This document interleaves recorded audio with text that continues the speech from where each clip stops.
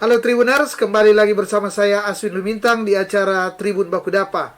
Dan kali ini kita akan berbincang-bincang dengan tema perseroan perorangan sebagai penopang ekonomi nasional. Dan untuk perbincangan ini saya sudah bersama dengan dua narasumber yang tentunya sangat berkompeten terkait dengan tema yang akan kita perbincangkan. Yang pertama adalah Bapak Joni Pesta Simamora, SIP MSI, yang merupakan PLT Kepala Kantor Wilayah Kemenkumham. Dan yang kedua adalah Bapak Dr. Ronald S. Lumbuun, SHMH, yang merupakan Kepala Divisi Pelayanan Hukum dan HAM. Dan Tribuner, seperti biasa, tadi saya sudah menyebutkan kedua narasumber ini, tetapi tetap saya akan meminta keduanya untuk menginformasikan lagi terkait dengan profil. Mungkin ada selain apa yang sudah saya sebutkan tadi, mungkin ada hal lain terkait dengan profil yang akan diutarakan oleh kedua narasumber. Saya persilakan yang pertama kepada Pak Joni selaku Kepala Kantor Wilayah Kemenkumham Sulut. Silakan. Ya. Selamat sore Tribuners, salam Bakudapa. Kami dari Kantor Wilayah Kemenkumham Sulawesi Utara. Saya sendiri saat ini sebagai jabatan definitifnya adalah Kepala Divisi Administrasi dan ditunjuk dipercaya pimpinan sebagai pelaksana tugas Kepala Kantor Wilayah Kemenkumham Sulawesi Utara sejak 7 bulan yang lalu. Kebetulan pimpinan kami sebelumnya sudah purna tugas dari ketua organisasi ditunjuk sebagai pelaksana tugas. Nah, kami sehari-hari berkantor di Jalan Diponegoro, dan dalam pelaksanaan tugas dan organisasi kami ada 4 kepala divisi. Ada divisi pelayanan hukum dipimpin oleh Saudara Ronald, ada divisi keimigrasian dipimpin oleh Ibu Junita, dan divisi pemasyarakatan dipimpin oleh Saudara Bambang. Jadi kami adalah pimpinan kolektif kolegial di dalam kantor wilayah. Kira-kira begitu, tambah informasi, kami sudah bertugas di Sulawesi Utara 14 bulan. 14 bulan ya, 14 cukup bulan. lama juga ya. Sudah cukup lama ya. Oke, terima kasih. Nah, itu mungkin tambahan, nanti kita sambil berbincang mungkin ada akan informasi-informasi lanjutan. Ya. Saya beri kesempatan ke Pak Ronald untuk memperkenalkan diri secara langsung. Silakan. Baik, terima kasih Pak Aswin. Selamat sore Tribuners, salam Bakudapa.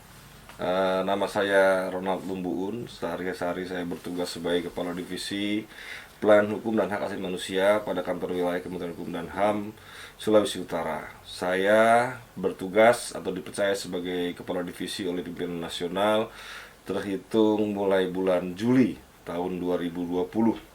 Jadi agak sedikit lebih lama dari Pak PLT menjalankan tugas di Sulawesi Utara ini. Sebelumnya saya di Direktorat Jenderal Kekayaan Intelektual sebagai Kepala Subdirektorat Penindakan dan Pemantauan. Mungkin itu Pak, nanti sambil jalan kita. Terima kasih. Dan terima kasih tentunya kedua narasumber sudah memperkenalkan diri, dan tentu tidak akan berlama-lama kita, dan kita akan langsung berbincang-bincang terkait dengan tema perseroan perorangan sebagai penopang ekonomi nasional. Dan yang pertama tentu saya akan bertanya ke Pak Joni ya. Pak Joni, sebelum kita bincang soal tema, kan walaupun Kemenkumham ini sudah lama ya, tapi mungkin tidak ada salahnya pada saat ini Pak Joni selaku Kepala Kantor Wilayah Kemenkumham menjelaskan ke Tribuners kira-kira apa sih tugas-tugasnya, tugas dan fungsinya. Silakan, boleh diinformasikan. Baik. Tribuners, terima kasih kesempatan luar biasa kami boleh ambil di kesempatan ini bersama dengan Tribun Bakudapa ya. Kita boleh bersua di sini memperkenalkan bahwa kantor wilayah Kemenkumham Sulawesi Utara adalah instansi vertikal dari Kemenkumham di Provinsi Sulawesi Utara. Tugas dan fungsinya adalah melaksanakan kebijakan Menteri Hukum dan HAM di Sulawesi Utara sesuai dengan peraturan perundang-undangan yang berlaku. Nah, ini tugas kami di Sulawesi Utara. Nah, adapun tugas-tugas fungsi yang kami lakukan sebagai organisasi tentu ada namanya fungsi pengkoordinasian, pengorganisasian, perencanaan kegiatan. Itu kan semua organisasi melakukan itu.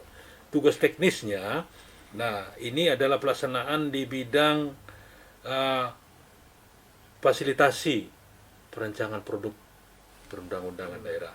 Nah ini kalau teman-teman di legislatif dan eksekutif pemerintah ya. daerah sudah sangat familiar. Mungkin masyarakat cukup belum ya, Iya, mungkin kan iya, belum perhatikan ini bahwa setiap peraturan ketentuan yang boleh dihasilkan oleh berhasil dari legislatif maupun eksekutif itu adalah melalui mekanisme harmonisasi Ya. dengan Kemenkumham, Hukum ya. Daham. Jadi dalam hal ini semua ketentuan itu melalui mekanisme harmonisasi sehingga dipastikan itu tidak akan bertentangan dengan ketentuan yang lebih tinggi. yang lebih tinggi dan juga ya tidak akan kontraproduktif dengan produk-produk Yang lain. yang lainnya. Itu mekanisme. Nah yang kedua, di hal yang lain kami juga mempunyai tugas untuk penguatan, penajuan, pengakuan dan perlindungan hak asasi manusia. Jadi kami di Sulawesi Utara bermitra atau bersinergi dengan pemerintah kota, kabupaten, provinsi, bersinergi untuk pemajuan, pengakuan dan perlindungan hak asasi manusia itu. Nah berikutnya juga mungkin ini sangat familiar dengan teman-teman, kami juga ada tugas untuk mengkoordinasikan pelaksanaan tugas-tugas teknis di bidang pemasyarakatan dan keimigrasian.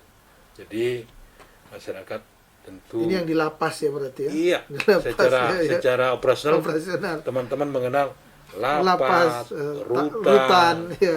Nah, itu tempat-tempat yang mungkin tidak dilakukan tapi ada gitu ya. Ada, ya. Nah, tapi lapas, rutan dan semua orang tidak mau ke situ, Ya, tapi ada yang sampai di situ banyak. Ya. Nah, kan gitu. Kemudian ada juga rubasan, ada juga balai pemasyarakatan. Nah, kemudian di bidang keimigrasian tentu tugas-tugas keimigrasian ya layanan perlintasan yang teman-teman di bandara itu setiap orang yang keluar negeri difasilitasi, kemudian pemberian izin keimigrasian seperti paspor, terus izin tinggal, visa. Berarti membawahi bea cukai ya? Oh, bea cukai tidak, bea cukai itu di Kementerian sendiri. Keuangan. Jadi kayak kita di imigrasi, imigrasinya. Nah, kemudian tugas yang bertalian dengan diskusi kita pada sore hari ini, ya, tugas kami di bidang pelayanan di bidang administrasi hukum umum, kekayaan intelektual, dan pemberian informasi hukum. Nah, ini tugas-tugas yang barangkali belum semuanya mengenal. Kalau dalam hak kekayaan intelektual kita mengenal yang namanya hak cipta, merek dagang, paten, desain industri. Nah, mungkin nomenklatur desain industri saja belum begitu familiar ya, desain industri. Itu kita berikan layanan, baik layanan pendaftaran dan konsultasi ya. langsung kepada masyarakat. Nah, layanan administrasi hukum umum umumnya mungkin masyarakat mengenal kenotarisan. Layanan kami dalam fasilitasi notaris, pengawasan tugas-tugas notaris. Nah, yang baru sekarang ini adalah fasilitasi atau pendaftaran perseroan-perseorangan. Ya. Nah, inilah tugas-tugas kami yang mungkin secara umum boleh saya sebutkan di sini yang touch dengan masyarakat ya. Artinya sangat diperlukan saat ini ya, sangat diperlukan dan menjadi bagian, dan kami berharap ini tugas-tugas yang baru ini di bidang perseorangan ini adalah tugas yang boleh sama-sama kita gelorakan karena kita melihat dengan menjadi lembaga, setiap individu itu akan punya akses untuk permodalan dan akan lebih percaya diri untuk mengelola bisnisnya. Nah, kita berharap nanti dari usaha kecil dia akan menjadi menengah, sedang, kemudian menengah, kecil, mikro, kemudian menengah dan besar. Ya. Nah, boleh dari Sulawesi Utara kita boleh menghasilkan mendapatkan usaha besar menengah 5-10 tahun akan datang. Betul. Jangan lama-lama gitu, ya. Pak. Saya kira menarik ya, tadi sudah dijelaskan apa yang sudah dijelaskan oleh Kepala Kemenkumham ya, Sulut, Kepala Kantor Wilayah Kemenkumham Sulut, terkait apa yang saat ini menjadi tugas dan fungsi ya, dari Sekres cukup rinci. Dan sebelum kita ke tema, saya ingin Pak Ronald menjelaskan terkait dengan Divisi Pelayanan Hukum dan HAM yang menjadi bidang Pak Ronald. Silakan. Baik, terima kasih Pak Aswin. Yang pertama-tama, seperti tadi sudah disampaikan Pak PLT, bahwa salah satu divisi di kantor wilayah Kementerian Hukum dan HAM adalah namanya Divisi Pelayanan Hukum dan Hak Asasi Manusia, di samping ketiga divisi lainnya, di mana saya dipercaya sebagai kepala divisi, memimpin divisi tersebut. Itu membawahi 3 bidang. Yang pertama adalah bidang pelayanan hukum, yang tadi sudah menangani kekayaan intelektual dan administrasi hukum umum. Dan yang kedua adalah bidang hukum, yang salah satunya adalah memiliki tugas untuk melakukan fasilitasi, harmonisasi, rancangan peraturan daerah. Dan yang ketiga adalah bidang HAM. Bidang HAM adalah menangani setiap dugaan-dugaan pelanggaran HAM yang terjadi di masyarakat, dalam hal ini masyarakat Sulawesi Utara. Kembali kepada topik kita pada sore hari ini, terkait dengan perseroan perseorangan, maka itu akan menjadi tugas dan fungsi kami di bidang pelayanan hukum dan hak asasi. Bidang pelayanan hukum, dalam hal ini sub bidang administrasi hukum umum. Berbicara mengenai perseroan perseorangan, memang tidak terlepas dari niat baik pemerintah bahwa untuk menjalankan apa yang namanya ease of doing business atau EODB, atau kemudahan berusaha, di mana memberikan kesempatan kepada masyarakat untuk memajukan usahanya. Jadi kalau ada katakanlah tukang bakso begitu, atau tukang es yang di pinggir jalan, ya sangat sulit untuk mengembangkan usahanya dengan mengajukan modal, tapi dengan memiliki perseroan yang namanya perseroan perorangan ini akan menjadi jauh lebih mudah. Nah, konsep dari perseroan perorangan ini sesungguhnya dikenal melalui Undang-Undang Nomor 11 Tahun 2020 tentang Cipta Kerja, ya, atau yang lebih kita kenal dengan Omnibus Law. Omnibus Law. Nah, disitulah tercetus sebuah entitas baru yang namanya perseroan perorangan, yang sesungguhnya tidak terlalu baru untuk di dalam dunia bisnis. Ya, di berbagai negara juga sudah mengenal mengenai perseroan perorangan ini. Hanya saja menggunakan terminologi yang berbeda tentunya. Katakanlah Inggris misalnya, dia menggunakan istilah sole trader. Lalu kemudian Vietnam private enterprise, bahkan Belanda penamaan ya ini ya, penambahan. Ya. Jadi ada beberapa negara, dan kemudian di Indonesia dinamakan perseroan perorangan. Namun demikian, satu hal yang baru atau yang merupakan ciri khusus dari keindonesiaan perseroan perorangan ini adalah adanya pemisahan harta. Adanya pemisahan harta antara harta pribadi dengan harta perseroan itu sendiri, dan itu merupakan memang ciri khas dari sebuah badan hukum atau rah person yang kita kalau di dalam konteks hukum perdata kita kenal bahwa ada namanya kita manusia sebagai natural person, dan badan hukum PT dalam hal ini salah satunya adalah sebagai badan hukum adalah sebagai reh person, ya. Sehingga itu salah satu konsep dari perseroan perseorangan yang memiliki dua salah satu keuntungan adalah pemisahan harta antara kekayaan pribadi dan kekayaan. Sangat banyak keuntungan yang dimiliki oleh masyarakat apabila menjalankan perseroan perorangan. Salah satunya tadi ada pemisahan harta, gitu loh. Jadi kalau ingin mengembangkan bisa dengan mengajukan perseroan perorangan, dan sangat mudah untuk mengajukan perseroan perorangan. Iya. Ya, sebelum saya menanyakan syarat-syaratnya, saya ke Pak Ketua dulu ya, PLT. Sejauh ini kan perseorangan perorangan ini boleh dikata masih merupakan program yang baru, sehingga membutuhkan sosialisasi. Di mana sosialisasi di Sulawesi Utara, artinya sejauh mana yang melakukan solusi sehingga semakin banyak masyarakat yang tahu. Tentu salah satunya seperti saat ini. Baik, ya, terima kasih. Tribunas, kami dari Kemenkumham berusaha untuk semaksimal mungkin ini dapat diketahui oleh masyarakat. agenda-agenda yang sudah kami jalankan kemarin bersama Dinas Koperasi Kota Manado. Nah, kita sudah melakukan suatu event dengan mengundang para pelaku UMKM bertempat di Swiss Bell Hotel ya, kira-kira 2 minggu yang lalu. Nah, kita melakukan event di sana bersinergi dengan Dinas Koperasi karena tentunya mereka yang mengenal para pelaku yang usaha. mengenal siapa-siapa Siapa-siapa dan mereka dalam terminal identifikasi kita adalah pembina di dalam UKM itu. Nah, kita lakukan dan di situ kita fasilitasi untuk proses, kita lakukan coaching lah. Pada dasarnya kan pendaftaran ini sudah difasilitasi dengan web based virtual, bisa dilakukan oleh siapa saja di mana saja dan ya melakukan metode untuk pendaftarnya sederhana sekali. Nah, kita sudah lakukan itu. Kemudian yang kedua, kemarin kita juga melakukan kegiatan yang sama bersama dengan pemerintah kota Mobagu.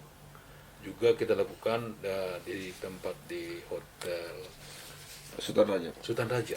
Ini di seluruh ini ya, Sulawesi Utara atau Kita berharap bisa nanti. Jadi kita kalau memang ada kesempatan seluruh dinas atau kita tentunya berjalan sendiri itu tidak ketemu lah ya, karena saudara-saudara kita pelaku usaha itu tidak kita kenal langsung. Betul. Nah, kita juga kemarin berkoordinasi dengan ada lembaga masyarakat yang melakukan pembinaan terhadap UMKM ya. Ada saudara Dedi ya. Oh, Dedi Roa. Jadi dia kan ada tokoh dari Garpu.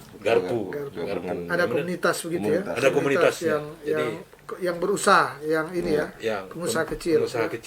Nah, jadi lewat beliau dia juga ada toko di podcast, di toko media sosial. Kita berusaha untuk mengajak agar masyarakat bisa mengenal. Nah, dalam kesempatan itu ya kami kemarin untuk mengajak teman-teman, kita coaching, kita dampingi mereka, kita tunjukkan. Nah, prosesnya sangat simpel. Jadi satu layanan bisa selesai mulai dari proses awal sampai dengan selesai hanya sekitar 15 sampai 20 menit. Wah, sangat cepat ya. Sangat cepat. Dan itu sudah langsung menerima dokumennya. Ini kita. Nah, kita berharap sosialisasi seperti ini juga akan ada banyak masyarakat yang mau dan bertanya kepada kita. Bertanya ini seperti apa? Kalau ada pertanyaan kan nanti pasti ada rasa ingin penasarannya mungkin akan apa dan gimana. Nah, dan biaya sangat kecil, Pak. Sangat sederhana. Memang ada biaya ya 50.000. Dan dibayar itu langsung lewat bank. Jadi yang bersangkutan melakukan register, dapat PIN dan ID, login ke dalam sistem dengan PIN ID-nya itu, masukkan form yang sederhana itu diisi, kemudian ada verifikasi data ID-nya, lalu lanjut proses ada billing payment, bayar di mekanisme bank, bisa online banking, kemudian dia akan dapat notifikasi setelah proses, begitu sertifikat didapat. Saya ke Pak Ronald ya. Yes. Pak Ronald, tadi sudah dijelaskan oleh Pak Kepala ya terkait dengan garis besar bagaimana sosialisasi di daerah-daerah. Tentu seperti dikatakan tadi diharapkan di 15 kabupaten kota di Sulawesi Utara tersosialisasi. Saya ingin mendapat informasi dan Pak Ronald siapa saja yang bisa untuk mengurus perseroan perorangan ini. Kemudian tadi sudah dikatakan syaratnya mudah. Syarat-syaratnya apa saja sehingga dia mudah dan kelihatannya tadi sangat cepat, hanya 15-20 menit ya dikatakan. Nah, gimana? Baik, terima kasih. Tadi disampaikan oleh Pak PLT Kak Kanwil bahwa memang persyaratan sangat mudah. Betul sekali.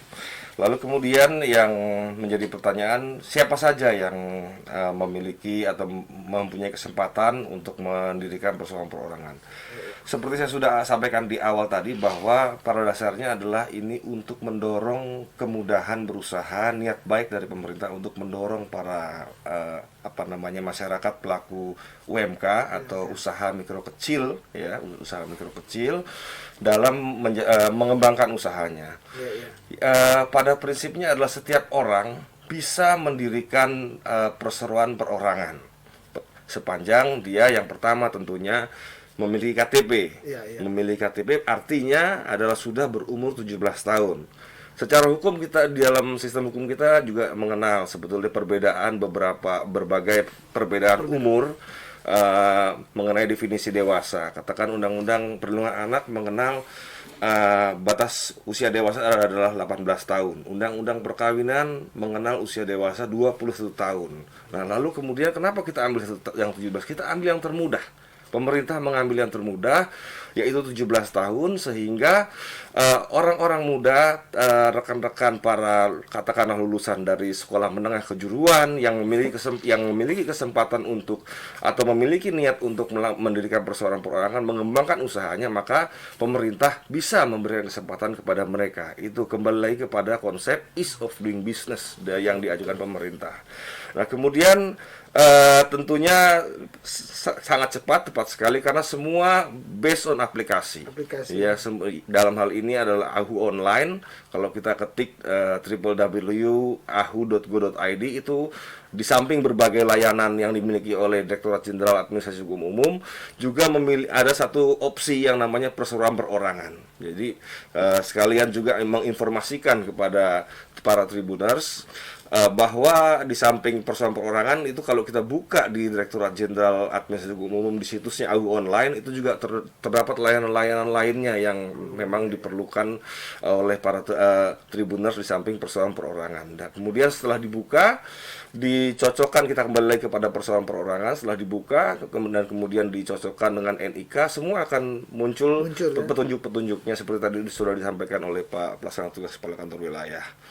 Sampai nanti akhirnya keluar sebuah sertifikat, ya, PT Perseroan Perorangan. Begitu. Apa yang membedakan perorangan dan PT biasa? Ya.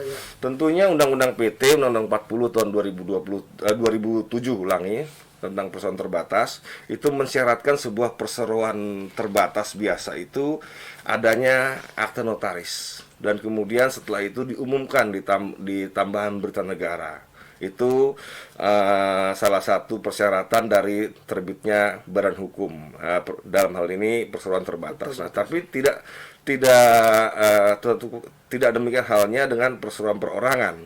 Perseroan perorangan itu tidak memerlukan lagi akte notaris, apalagi untuk mengumumkannya. Sangat mudah ternyata, ya? Di tambahan berita negara. Nah, namun demikian ada persyaratan lainnya.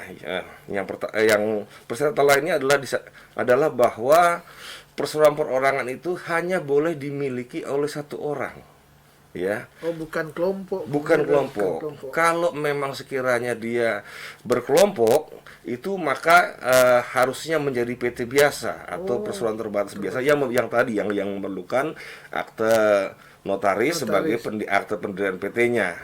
Yang kedua adalah tentunya karena ini berangkat dari niat baik pemerintah untuk para pelaku UMK atau usaha mikro kecil, maka jelas ditentukan bahwa batasan-batasan modalnya, yaitu untuk usaha mikro dan usaha kecil tidak boleh lebih dari 5 miliar rupiah. Tidak di luar bangunan. Di luar bangunan itu tidak boleh melebihi dari 5 miliar. Nah, itu perseroan perorangan, ya. Perseroan perorangan. Nah, jadi katakanlah let's say kalau ada sebuah perusahaan yang walaupun nilai modalnya tetap di bawah 5 miliar, tapi si pemiliknya modalnya itu untuk ingin melaksanakan join berserta dengan partnernya, maka dia harus merubah bentuk perseroannya dari perseroan perorangan menjadi perseroan terbatas biasa, PT biasa. Mungkin itu. Ya. Demikian. Dia bagaimana dari Kemenkumham bisa mengetahui bahwa ini modalnya hanya pengawasan dari ini nanti? Pengawasan dari Kemenkumham, artinya bagaimana seorang dikatakan tadi hanya minimal 5 miliar, kan dia harus diketahui bahwa betul. Nah, ini kan bicara persoalan perorangan ini, pengawasan tidak hanya ada di Kumham. Pengawasan itu ada di masing-masing lembaga. Katakanlah sebuah perseorangan perorangan ingin mendirikan sebuah perusahaan rumah sakit atau perbankan misalnya, yang mana tidak mungkin sebetulnya karena untuk mendirikan sebuah BPR pun memerlukan modal lebih dari 5 miliar. Tapi di setiap perseroan-perseroan yang akan bergerak di bidangnya masing-masing, di segmennya masing-masing, dia akan tunduk kepada pengawasan-pengawasan di setiap lembaga yang ada. Iya, seperti tunduk kepada setiap peraturan-peraturan dan termasuk namun tidak terbatas pada pengawasan-pengawasan di setiap lembaga. Itu jadi ada pengawasannya. Artinya ya ini sudah terconnecting semua Yes. kan ya, secara digital sehingga sangat mudah, tinggal tahu Iya, lihat karena, misalnya. karena dari awal pun kan sudah ada lintas, paling Iya. tidak ada 3 instansi di Instansi, situ. ya. Yang pertama NIK, kita bicara Dukcapil ya, Pak Iya. Kanwil. Lalu kemudian kita bicara Kumham, perseroan terbatas itu sendiri, perseroan perorangan itu sendiri, dan kemudian ada NPWP yang mana Kementerian Keuangan. Jadi memang sedari awal sudah terintegrasi seperti itu, Pak. Ya. Saya kira menarik dan sudah jelas ya sebenarnya apa yang diutarakan oleh Pak Ronald tadi ya, dan tentu diharapkan apa yang diutarakan ini lebih mensosialisasikan lagi ke masyarakat sehingga banyak pengusaha-pengusaha kecil ya, usaha mikro dan kecil yang mau membuat perseroan perorangan ini. Saya ke Pak PLT ya. Pak PLT, ini tadi sudah dikatakan sosialisasinya sudah terus dilakukan. Sejauh ini sudah berapa persentasenya, sudah berapa ini yang tersosialisasikan? Kemudian kelihatan respons dari ya orang-orang yang kita sebut pengusaha kecil dan pengusaha mikro dan kecil ya.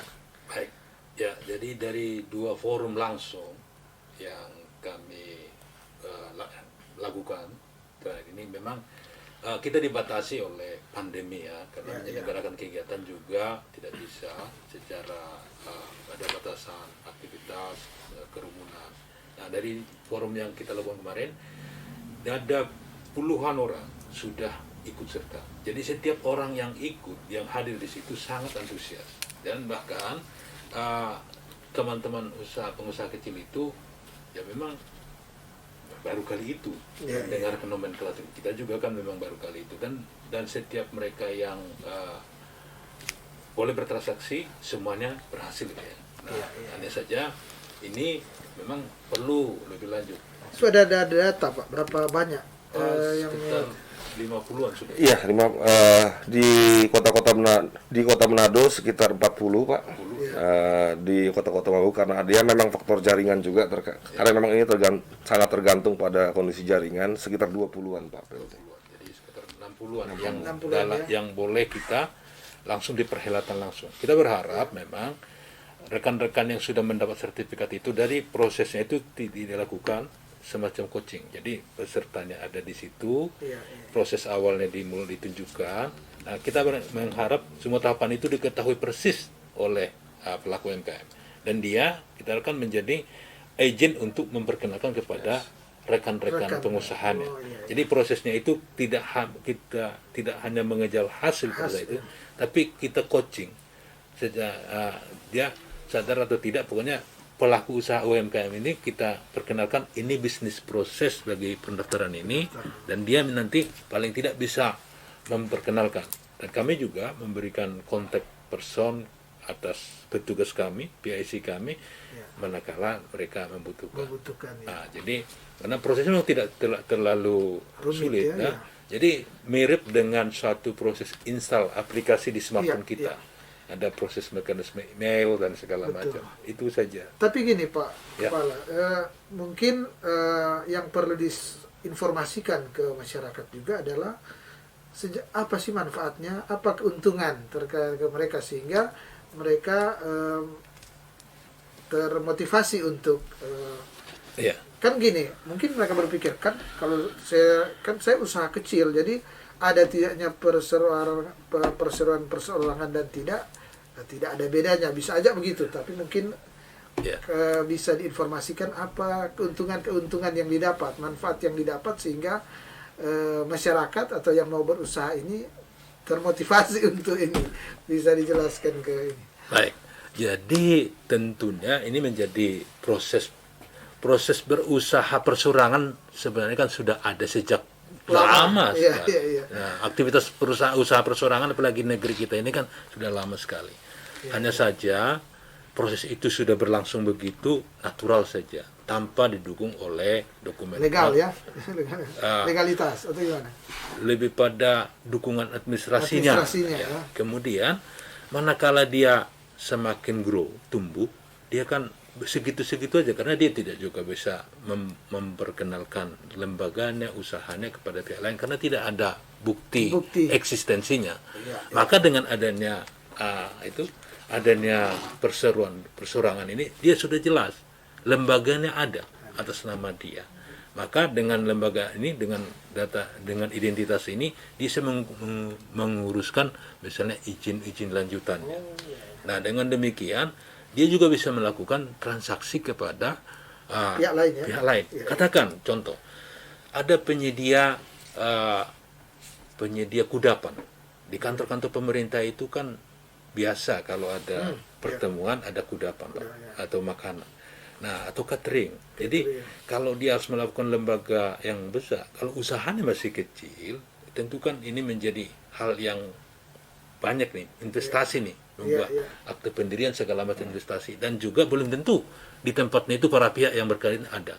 Maka dengan demikian, dengan adanya lembaga perseorangan ini, dia sudah punya standing position, legal positionnya. Nah, dia bisa melakukan bermitra dengan instansi terdekatnya, instansi ada kekuatan hukum ya. Ada kekuatan hukumnya. Jadi dia bisa menentukan, nanti kan dia punya NPWP.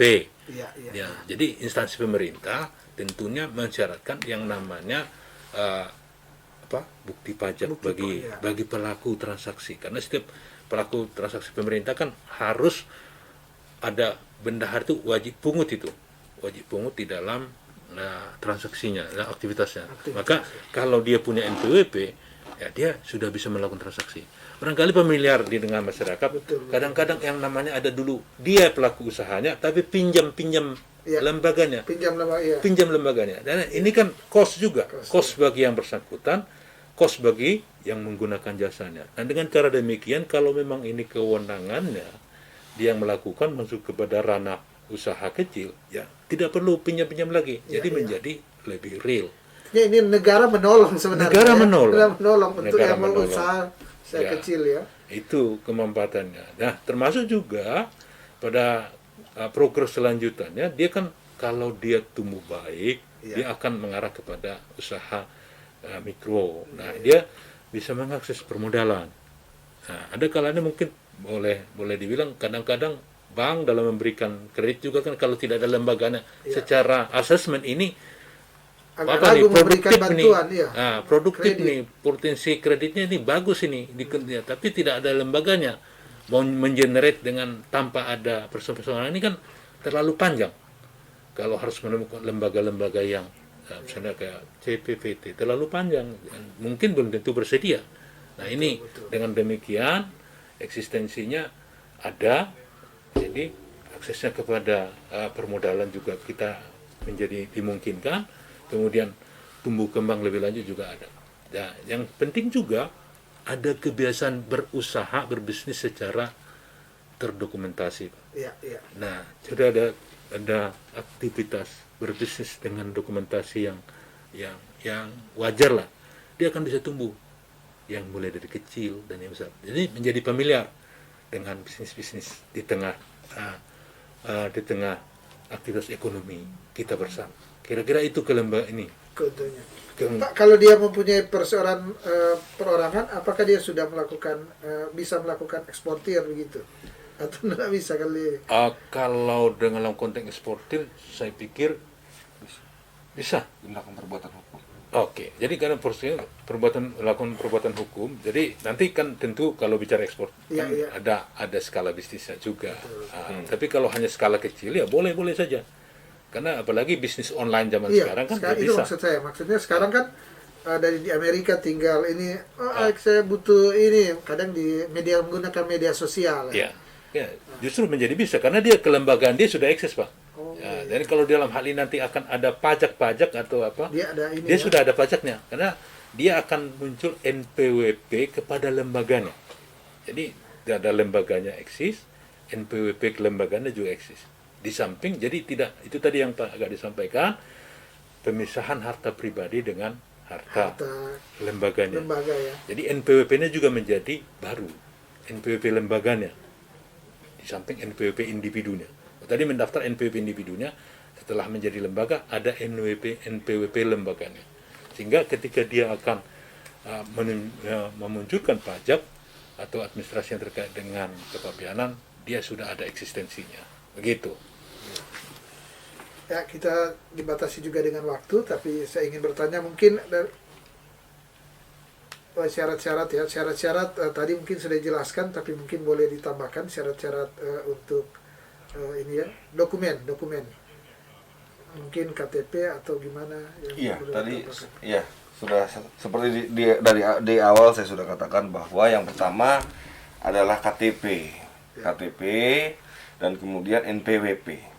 Hanya itu dua ya. Hanya itu dua pada dasarnya, KTP, basically hanya NPWP itu. ya. Yes, Ya, jadi sangat mudah ya. sangat mudah, Sangat dimudahkan karena memang ini tujuannya untuk memudahkan masyarakat memudahkan masyarakat yang mau berusaha. ease Gitu, of itu. doing business tadi. Betul. Terakhir mungkin ada hal lain yang ingin disampaikan terkait dengan sosialisasi selain sudah diterangkan ketua tadi. Ya, mungkin saya sebagai kepala divisi pelayanan hukum dan HAM yang membawahi juga tusi dari persoalan perorangan ini ingin menghimbau para tribuners, khususnya tribuners Sulawesi Utara untuk tetap semangat dan mendaftarkan usaha-usahanya para tribuners itu yang selama ini belum terdaftar atau terbentuk badan hukumnya. Ini adalah kesempatan baik untuk memajukan usaha para tribuners, para UMK ya, atau UKM di Sulawesi Utara ini untuk supaya bisa lebih mengembangkan. Memang seperti halnya ini tidak ada sesuatu yang instan begitu ya. Kadang-kadang ada satu dan lain hal ketika PT perseorangannya sudah jadi, lalu ada kendala dalam mengajukan kredit, membuka rekening di bank dikarenakan oleh belum tersosialisasinya para petugas bank itu sendiri dalam mengenai perseorangan ini. Walaupun di level nasional pimpinan-pimpinan kita ini sudah sudah setuju mengenai itu, seperti misalnya perseorangan boleh itu membuka rekening, tapi pada prakteknya memang ada kendala-kendala seperti itu karena belum tersosialisasinya juga. Nah, itu bisa juga disampaikan kepada kami. Dan kemudian juga untuk tetap kembali lagi bahwa untuk tetap semangat dan tetap untuk percaya bahwa niat baik pemerintah dalam membentuk persoalan perorangan ini adalah untuk mengembangkan usaha di tanah air ini supaya lebih berkembang pada masanya, pada saatnya nanti. Karena saat pandemi juga ya memang dibutuhkan, kan kekuatan utama dari negara saat ini ya di bidang ekonomi salah satu UMKM ya. UMKM. Betul. Sehingga perlu didorong memang. Yes. Ya. Iya. Sehingga tentu perlu, karena dikatakan industri-industri yang besar, perusahaan-perusahaan yang besar kemarin semua. sudah 2 kali krisis kita 98 dan juga krisis saat ini ya. Saat ini yang menjadi fondasi kita saat ini yang penopang utama adalah salah satu UMKM. Sehingga memang saya kira dengan adanya perorangan ini semakin mendorong, memberikan legalitas ya, memberikan kekuatan hukum dan kenyamanan berusaha sebenarnya ya, kenyamanan berusaha bagi para pengusaha mikro dan kecil ya. Dan terakhir mungkin ya, ini di luar tema ini selain kita bicara persoalan perorangan ya, ini Kemenkumham juga kan banyak hal-hal lain yang menjadi kegiatan, yang menjadi kewenangan daripada Kemenkumham. Juga terkait dengan misalnya soal turis-turis asing misalnya, kan di sini ada soal keimigrasian gimana Pak selama ini? Apakah termasuk di Sulut cukup bagus atau ada hal yang menjadi problem, menjadi masalah? Baik. Oke, jadi kalau dari sisi keimigrasian Sulawesi Utara itu relatif kondusif. Kondusif ya. Bahwa Bandara Samratulangi adalah pintu masuk, betul.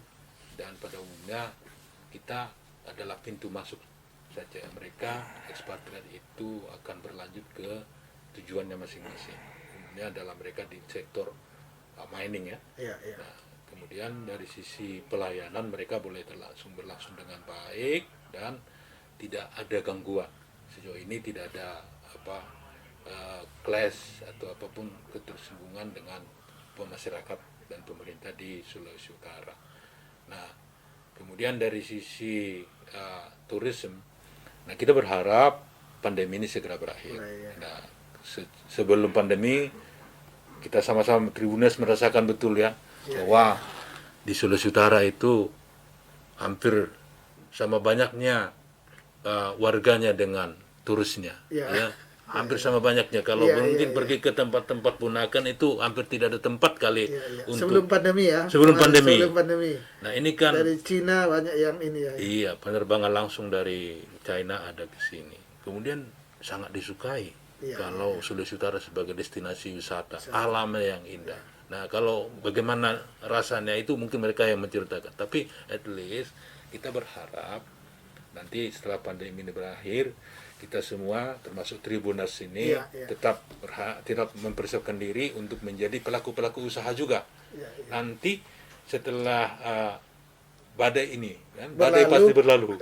Badai pasti berlalu. Setelah ini badai pasti berlalunya badai ini, siap-siap untuk menjadi pelaku usaha. Ya, tidak harus menjadi pekerja. Jadi kalau kami seperti ini kan ini pekerja saja, segini aja nih. Tapi menjadi pengusaha kan Anda akan menjadi penentu kepada kehidupan ya. Nah, penentu kepada kehidupan baik menjadi kalau kami ini berkarya seperti ini kan dari awal begini slow. Tapi menjadi pengusaha bisa jadi wali kota. Betul. Jadi gubernur. Pak, sebelum saya lupa ini untuk perseroan perorangan ini namanya berarti nama pribadi. Namanya atau nama perusahaan yang ini ya. Namanya bisa nama pribadi ataupun nama yang tentunya dikehendaki oleh siapa pendirinya itu. Ya.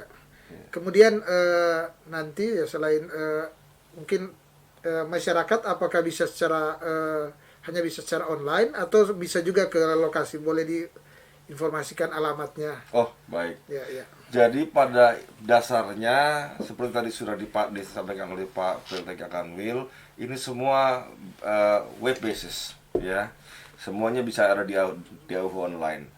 Namun demikian, kalau seperti hal yang kita sudah lakukan di 2 kota, dalam hal ini kota Manado sendiri dan kota-kota Bagu, itu kita melakukan asistensi. Demikian pula halnya kita sangat terbuka apabila masyarakat ingin datang ke tempat kami, yaitu dalam hal ini kantor wilayah Kementerian dan HAM Sulawesi Utara, di Jalan Diponegoro nomor 87, bisa langsung ke divisi pelayanan hukum dan hak asasi manusia, atau di depan ketika masuk lobi itu ada meja-meja pelayanan kami. Silakan.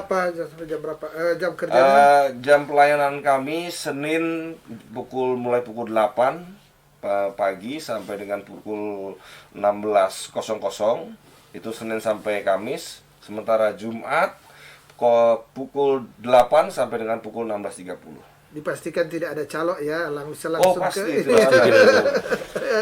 Ya, menambahkan sedikit, masih informasi menambahkan yang saya sampaikan. Jadi masyarakat bisa nanti mengakses web Kemenkumham, kemenkanwilsulut.go.id ya. Di web di situ semua fitur-fitur yang terkait layanan kami ada di situ. Nah, kami juga menyediakan nomor telepon. Mungkin Tribuners bisa disebutkan, Pak. Ya. 0896 0943 9000. Nah, boleh saya ulang? 0896 0943 9000. Nah, nomor ini silahkan ditelepon, berkonsultasi. Kami siap untuk ada operator ya yang ada selalu operator. Kami siap untuk menerima. Tentu di jam kerja ya. Di jam kerja. Kalau misalnya di luar jam kerja mungkin lewat SMS dulu atau WA. Nah, kami akan merespon dan sekali lagi kami membuka diri, Pak. Di kantor kami tidak ada percaloan. Ya, tidak ada percaloan. Kalau ada percaloan silahkan diadukan juga. Tidak ada percaloan di kantor kita. Kita bahkan kemarin di tengah kegiatan kita yang 2 itu kita mendukung, kita keluarkan dompet, Pak. Kadip keluarkan dompetnya, Pak. Masyarakat itu ditalangi, Pak. Sampai begitunya ya. Iya, jadi maksud kita adalah untuk bukan karena kita mau hal lain, tapi untuk mengajak ya. masyarakat untuk sama-sama mari orang bikin legalitas, bikin dia punya kedudukan ya hukumnya. dalam berusaha, kedudukan itu dalam berusaha. Ya. Kalau sudah punya kedudukan, pasti setelah duduk ada berdiri juga, Pak. Bahkan bisa berlari-lari, ya kan? Dan berkembang, bisa Betul. kemana. Itu Pak, ada pijakan sudah. Ya. Dan Tribuners, demikianlah bincang-bincang saya Aswin Lumintang dengan kedua narasumber terkait dengan perseroan perorangan sebagai penopang ekonomi nasional. Dan seperti biasa, sebelum saya menutup akan bincang-bincang ini, saya berikan kesempatan closing statement ke masing-masing narasumber. Boleh terkait dengan simpulan ya dari perbincangan kita, bisa juga pesan-pesan kepada para Tribuners terkait apa yang kita perbincangkan. Yang pertama saya berikan kesempatan kepada Pak Joni, silakan. Baik, ya Tribuners, bahwa proses ini yang 30 menit ini terlalu pendek barangkali Ya. untuk menceritakan suatu bisnis proses yang menyangkut usaha.